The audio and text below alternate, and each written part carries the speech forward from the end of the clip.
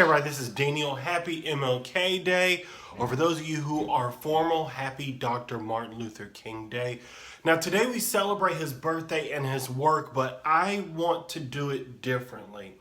Because when I notice that people celebrate the work and the legacy of Dr. Martin Luther King, there's always like this box that he's in, right? It's always the nonviolence, the I have a dream speech, the palatable things that he said.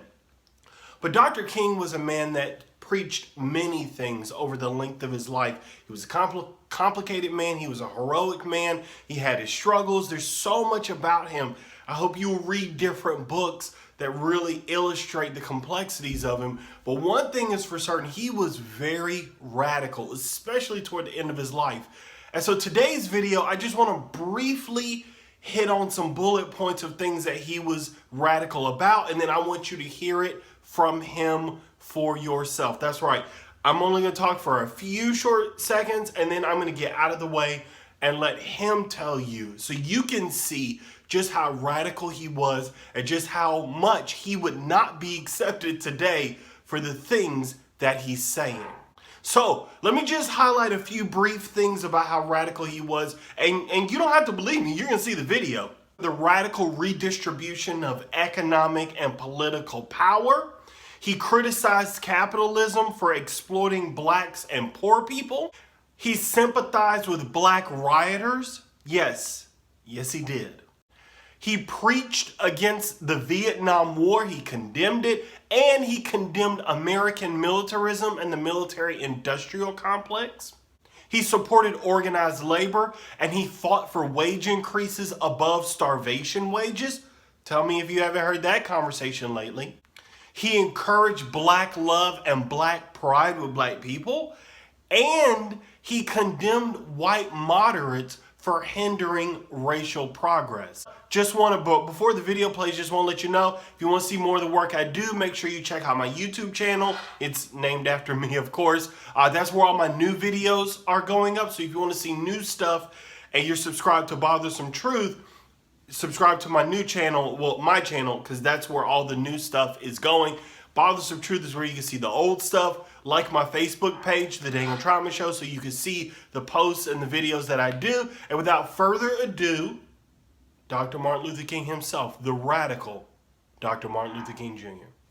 We must also realize that the problems of racial injustice and economic injustice cannot be solved without a radical redistribution of political and economic power. The other thing I want you to understand is this, that it didn't cost the nation one penny to integrate lunch counters. It didn't cost the nation one penny to guarantee the right to vote. But now we are dealing with issues that cannot be solved without the nation spending billions of dollars and undergoing a radical redistribution of economic power. Yes. We read one day, we hold these truths to be self-evident, that all men are created equal, that they are endowed by their Creator with certain inalienable rights, that among these are life, liberty, and the pursuit of happiness. But if a man doesn't have a job or an income, he has neither life nor liberty and the possibility for the pursuit of happiness. He merely exists. All labor has dignity. Yes. But you're doing another thing. You are reminding not only Memphis, but you are reminding the nation that it is a crime for people to live in this rich nation and receive starvation wages.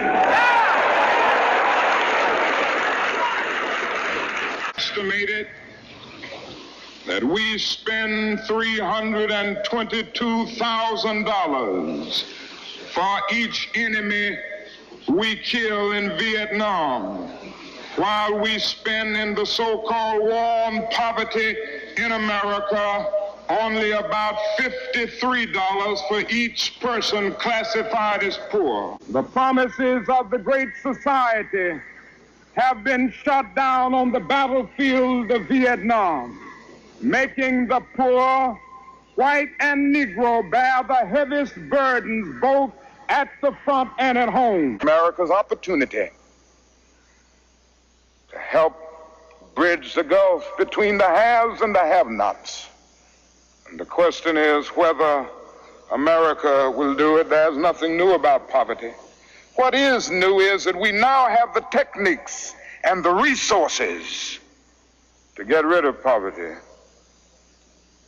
The real question is whether we have the will.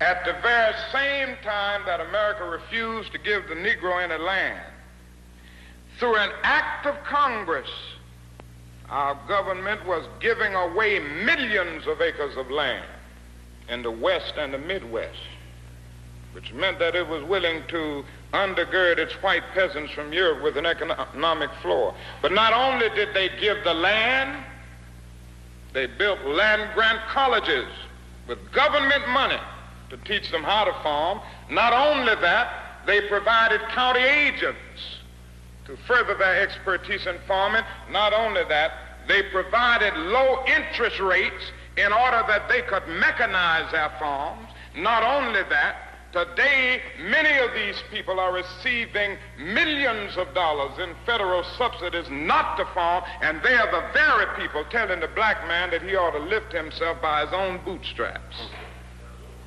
And this is what we are faced with, and this is the reality. Now, when we come to Washington in this campaign, we are coming to get our check. I come here tonight and plead with you. Believe in yourself and believe that you're somebody. And as I said to a group last night, nobody else can do this for us. No document can do this for us. No Lincolnian Emancipation Proclamation can do this for us. No Kennysonian or Johnsonian Civil Rights Bill can do this for us. If the Negro is to be free, he must move down into the inner resources of his own soul and sign with a pen and ink of self-assertive manhood his own Emancipation Proclamation.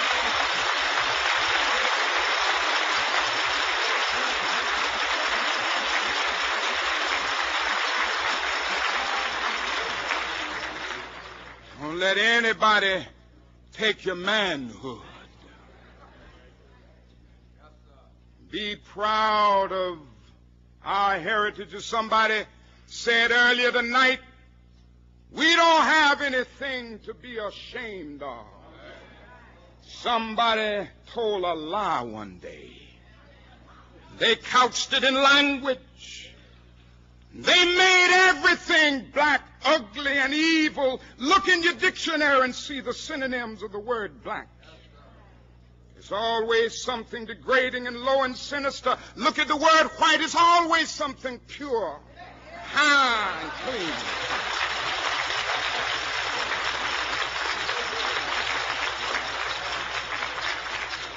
But I want to get the language right tonight.